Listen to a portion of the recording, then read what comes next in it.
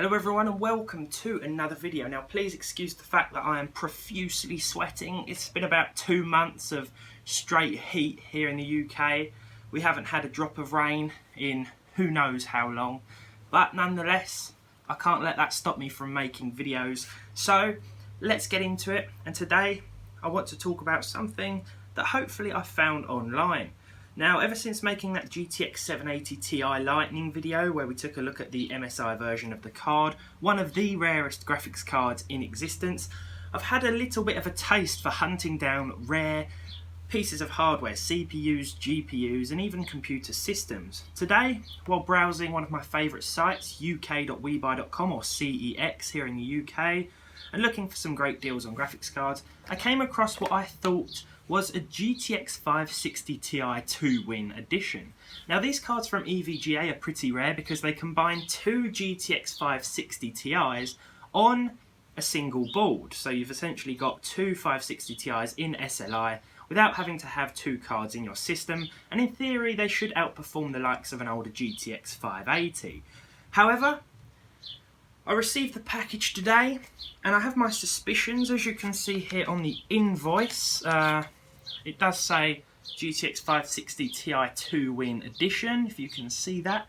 But I had a feeling that the card would be bigger than this. So this is going to be a little bit of a mystery unboxing.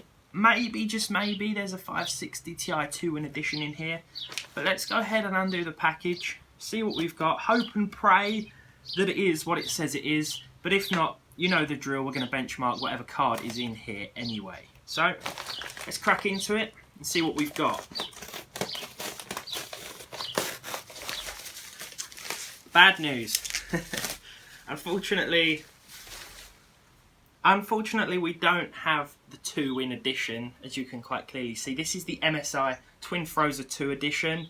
Probably one of the best 560 Ti's available still. It is the 2GB overclocked version of the card. I guess there are some positives and negatives when it comes to bargain hunting, especially when the site you buy from doesn't have an actual picture of the card itself, as opposed to a stock photo, so it is always a bit of a risk. I was hoping that maybe we would find one, but they are quite hard to get hold of. Before I return this and ask them whether they do actually have any 2-win editions in stock, which would be pretty amazing, of course we must benchmark the 2GB 560 Ti, see what it's capable of with a handful of games, and see whether or not one of these 2GB versions is still worth buying in 2018. So let's get into it. On closer inspection, it looks as though the card was mislabelled in the stock room before it was even sent out, though fair play to CEX in the fact that the £40 I paid is still actually a very fair price for a 2GB version of this MSI card. You may be thinking I've tested the 560 Ti before, and whilst that is true, that was mainly the 1GB version which, because of the lacking VRAM for modern games, meant resorting to making them look like this in order to run properly. Hopefully the extra gig will make a bit of difference in certain titles. This 560 Ti requires two 6-pin connectors, and I believe a 550 watt power supply should suffice, though MSI don't specifically state that on their site. I love these Twin Frozer cards because I think they look great and keep the card cooler thanks to the dual fan solution. But let's talk about that. It seems that this one is a bit of a state. It looks like it's taken a bit of a beating here, and the rear fan on the card is very stiff. I believe the bearing is knackered as it doesn't spin very smoothly at all. Apparently this wasn't a totally uncommon issue with this cooler design, but let's get it in the system.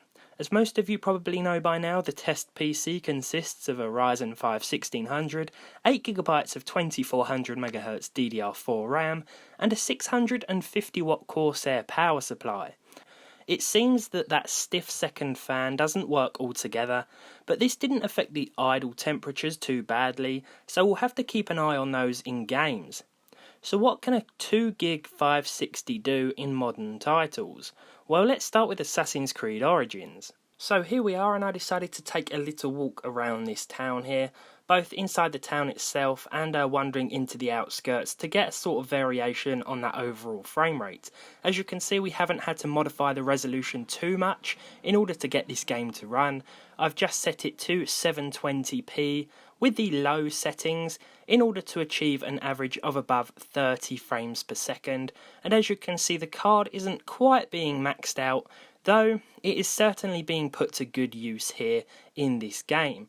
As we venture a little bit outside of the town now, that frame rate should pick up a little bit more, especially when I'm not recording, and you should start to see sort of mid-30s in terms of an average.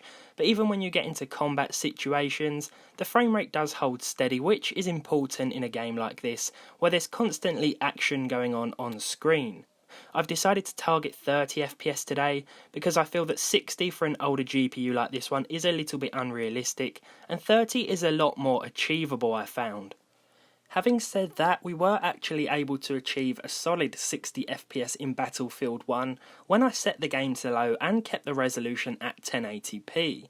This is a nice change over the 1GB 560 Ti that started to struggle a little bit, especially in this action-packed opening level, but here setting things to the aforementioned low settings should give you a pretty decent overall experience, and as you can see by those 1% and 0.1% lows, there weren't really any stutters to speak of either. Now with Fallout 4 I was able to keep the game at 1080p with medium settings in order to maintain a solid 30 plus FPS. In fact the frame rate came back on average at over 40 frames per second, though there are a few drops below 30 as you can see, so it may be worth capping the game to 30 FPS with VSync in order for the best experience with this card, and so that you don't feel the stutters as much, because let's face it, 60 frames per second isn't going to happen with this GPU, though I think the experience in my opinion was still good enough. Now while Far Cry 5 wasn't able to achieve a 30 frames per second average at Full HD, turning the resolution down to 900p did give us 31 FPS, which was pretty playable if I'm honest. There wasn't too much stutter here, even when the action started to heat up, and I'm pretty happy with how this game played. I've tested a lot of older cards that do struggle on newer Ubisoft games, so it was nice to see a sort of playable experience here, though you will want a slightly newer GPU if you want to turn that resolution or those settings up. Now while it's not really that demanding, although it does run on the Unreal Engine 4, Fortnite is a very popular title, and I'm sure that most, if not all of you, have heard of it by now. I always try and test it with these budget cards, because like I say, it is a very popular release, even if it is almost guaranteed to run on a lot of options out there. Here at 1080p with the low settings, I did see at least 80 frames per second most of the time, which was a pretty nice experience if I'm honest. Turning things up to medium meant drops below 60, sort of between 40 and 60 if I'm honest, and turning things up any higher than that did mean that the experience was in some occasions and some places on the map quite unplayable with frequent drops. Now I'm pleased to announce that the ever popular GTA 5 is back on the benchmark list. I spent most of last weekend reinstalling it on the PC, all 80GB, and it ran very well here on normal settings at Full HD. I could have turned things up a little bit higher if I'm honest, as we did average 95 FPS, so if you want to play GTA 5 on an old 560 Ti 2GB, then you will have no trouble in doing so.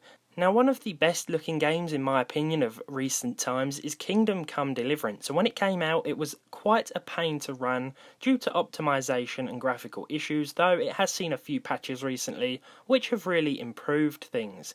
Whilst I wasn't able to achieve a solid 30 frames per second at 1080p, turning things down to 900p with the low in-game options did mean a pretty solid experience. Speaking of hard to run games, Mafia 3 isn't exactly easy to run on a lot of systems either.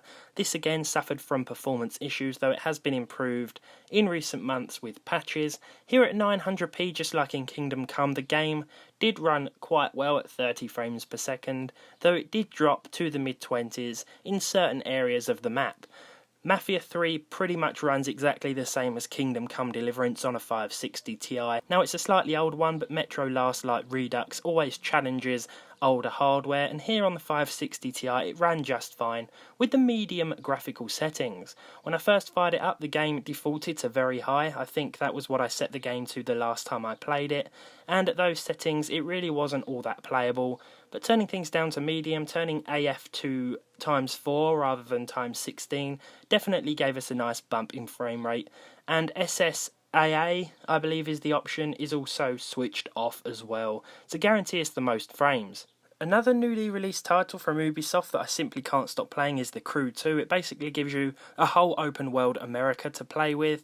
You can drive through all the states that you want, fly over them, drive your boat round them, and because of that it can be pretty hard to run. Here at 1080p low I was able to achieve 37 frames per second on average, and as you can see by those 1% and 0.1% lows as well, there really wasn't too much stutter to speak of.